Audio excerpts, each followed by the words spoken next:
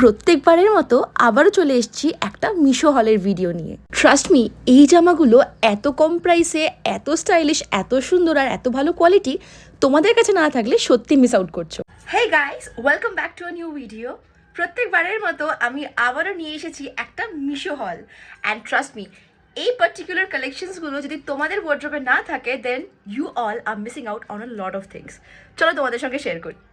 টান টানা, আমি শুধু মাঝে মাঝে ভাবি যে আমার টাকা পয়সা তো তাড়াতাড়ি শেষ কেন হয়ে যায়। আর তারপরেই I look at this কিউরিজ।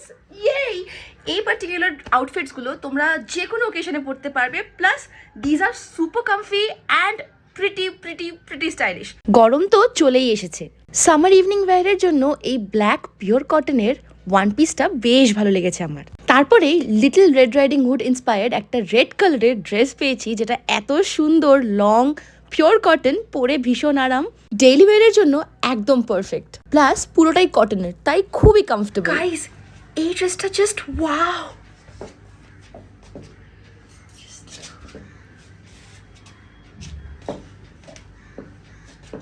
Blue কালারটার প্রতি আমার অন্য রকমেরই একটা ভালোবাসা আছে। সামার ওয়্যারের জন্য এরকম লং ব্লু ড্রেস এক কথায় দুর্দান্ত।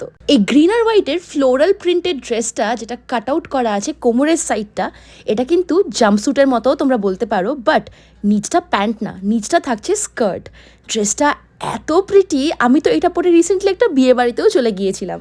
এটার অনেক কালার অপশন ছিল, তবে এই কালারটা আমার বেশ চোখে লেগেছে। লাস্টলি দেখাই আমার লিটল ব্ল্যাক ড্রেস।